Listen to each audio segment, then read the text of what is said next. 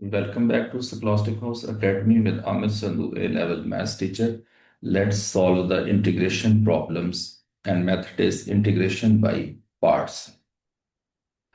Problem solve करने से पहले हम थोड़ी सी डिस्कशन करते हैं according to marking scheme and with partial marks कि ये जो 6 मार्क्स हैं इनकी डिवीजन कैसे है। याद रहे कि कुछ बच्चे आपको इस तरह के मिलते हैं जिनका 1 मार्क से 2 मार्क से जो है एक हाईएस्ट ग्रेड जो है वो अचीव नहीं होता, तो उसकी मेन रीज़न यही होती है कि उन्होंने क्वेश्चन को किया तो करेक्ट होता है लेकिन according to partial marks solve नहीं किया होता। तो हम स्कॉलास्टिक हाउस एकेडमी के प्लेटफॉर्म से बच्चों को अब यही सिखाने की कोशिश कर रहे हैं कि according to partial marks paper को कैसे सॉल्व किया जाता है। तो इसमें वो वाले स्टेप्स जिनका एक फुल मार्क होता है, अगर आप वो मार्क अपने आंसर शीट पे डिस्प्ले नहीं करते तो वो मार्क आपको फिर अवार्ड नहीं किया जाता। अगर आप चाहते हैं कि आप पार्शियल मार्क्स के मुताबिक मैथमेटिक्स की लर्निंग करें तो आप हमारा Facebook page scholastic house academy follow कर सकते हैं या इसी नाम से आप हमारा यूट्यूब चैनल सब्सक्राइब कर सकते हैं। अब हम क्वेश्चन की तरफ आते हैं। क्वेश्चन जो है ये इंटीग्रेशन बाय पार्ट्स का है। इंटीग्रेशन बाय पार्ट्स में जो हमने डिसाइड करना है सबसे पहले वो ये कि कौन सा फंक्शन फर्स्ट फंक्शन होगा और कौन सा सेकंड फंक्शन होगा। इस सिलसिले में हमारे पास एक टेक्निक है, दैट इज LI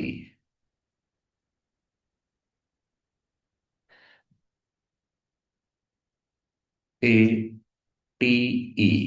बेसिकली ये जो हमारे सिलेबस में 5 फंक्शंस हैं, logarithmic, inverse trigonometric, algebraic, trigonometric and exponential, उनमें ऑर्डर शो किया गया है।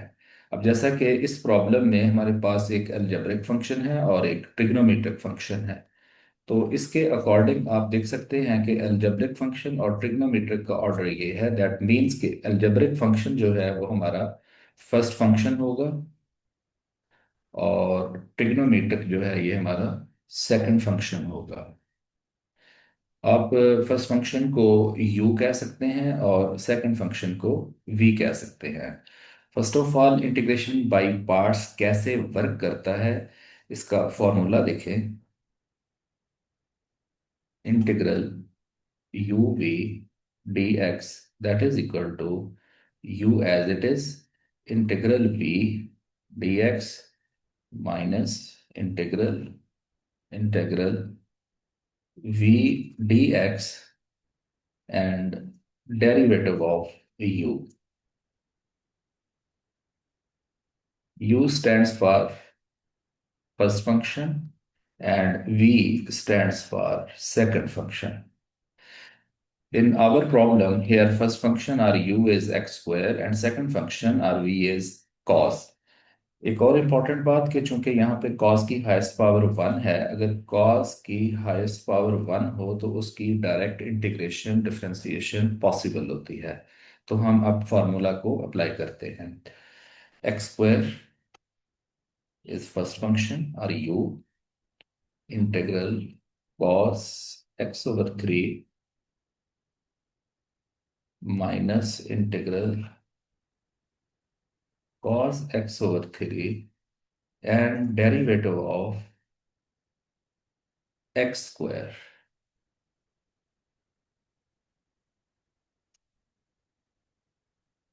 dx।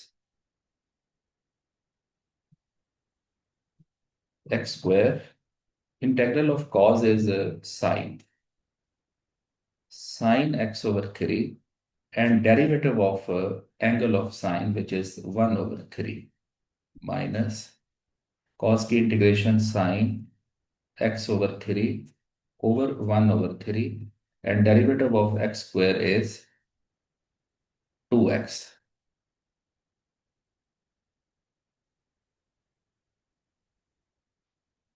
यहां तक अगर आप सॉल्व करते हैं तो आपको मेथड मार्क्स 1 जो है वो अवार्ड कर दिया जाएगा। अकॉर्डिंग टू पार्शियल मार्क्स इस M1 मार्क को स्टार M1 मार्क कहा गया है। स्टार का कोई एक्स्ट्रा क्रेडिट नहीं है। ये इस चीज को शो करता है कि बाकी मुकम्मल क्वेश्चन जो है, जो रिमेनिंग क्वेश्चन है, वो डिपेंड करेगा इसी M1 के ऊपर। तो लिहाजा आपका ये वाला जो M1 मार्क है, इसका करेक्ट होना जरूरी है। इसको सिंप्लीफाई करते हैं तो ये 1/3 जो है, 3/1 बन जाएगा यहाँ जाके। 3x² साइन x/3 माइनस, इसी तरह ये 1/3 जो है, जब आउट ऑफ इंटीग्रल आएगा तो 3/1 हो जाएगा। इस टू को भी हम अगर बाहर निकाल दें तो 6 sin x/3 x dx। अगर यहां तक आप इसको सिंप्लीफाई कर देते हैं तो यहां इस स्टेप का आपको एक्यूरेसी का 1 मार्क मिल जाएगा। अब आप फर्दर इसको, इस वाले पार्ट को इंटीग्रेट करेंगे। 3x² sin x/3 -6, क्योंकि आप देख सकते हैं कि ये वाला अलजेब्रिक फंक्शन है और ये वाला ट्रिग्नोमेट्रिक फंक्शन है। तो इसको हमें वंस अगेन जो है इंटीग्रेशन बाय पार्ट्स में जाना पड़ेगा। तो ये आपका फर्स्ट फंक्शन होएगा और ये आपका सेकंड फंक्शन। -6 को आप बाहर रखें, यहाँ पे ब्रैकेट लगा दें। वंस अगेन इसको फिर इंटीग्रेशन बाय पार्ट्स करें। x is first function as it is, integral sin x/3 dx minus integral sin x/3 and derivative of x।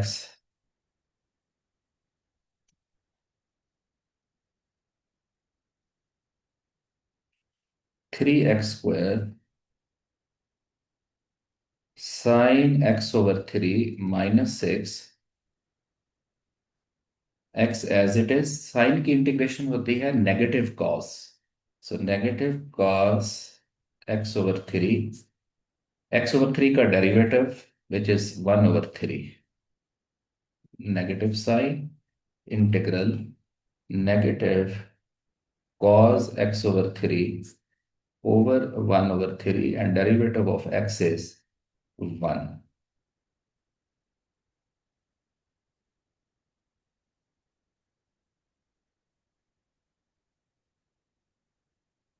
इसे हम फर्दर सिंप्लीफाई करते हैं। 3x² sin x/3, negative times negative is positive, 1/3 बाहर आके ये bracket के 3/1 बन जाएगा। तो इस तरह ये 18x cos x/3 बनेगा। अब देखें, ये नेगेटिव साइन और ये नेगेटिव साइन पॉजिटिव हो जाएगा। अगेन इस नेगेटिव के साथ मल्टीप्लाई करेंगे तो ये फिर नेगेटिव हो जाएगा। तो ये 6 3s are 18, integral cos x/3 dx।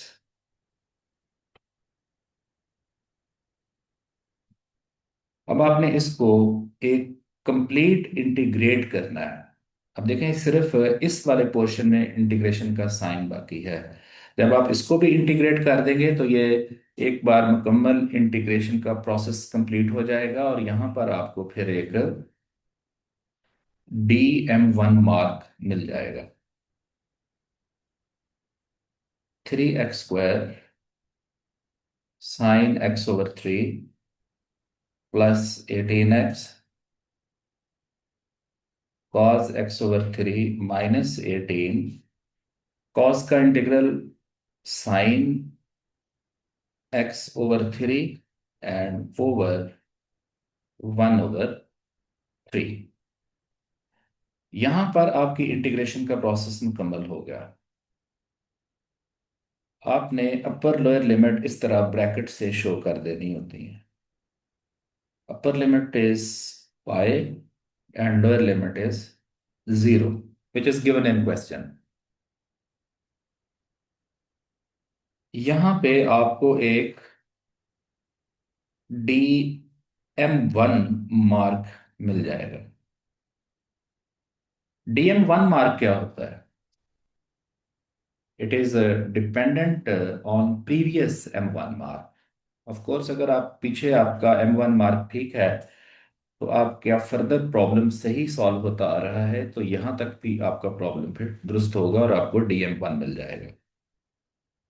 इसको सिंप्लीफाई करते हैं। 3x² sin x/3 +18x cos x/3। ये 1/3 यहां पे आके 3/1 बनेगा तो ये -54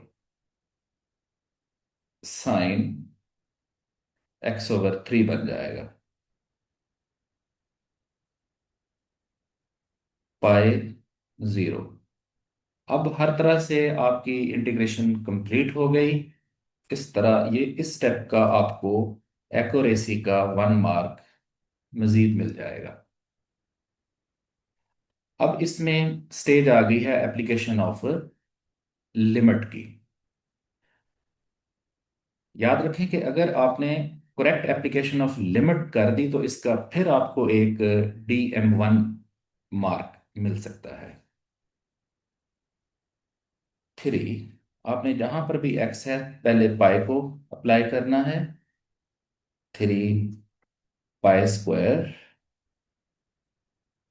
sin π/3 +18 पाई cos π/3 -54 sin π/3। इस तरह ये राउंड ब्रैकेट लगा लें, देन नेगेटिव। अब आपने लोअर लिमिट 0 अप्लाई करनी है।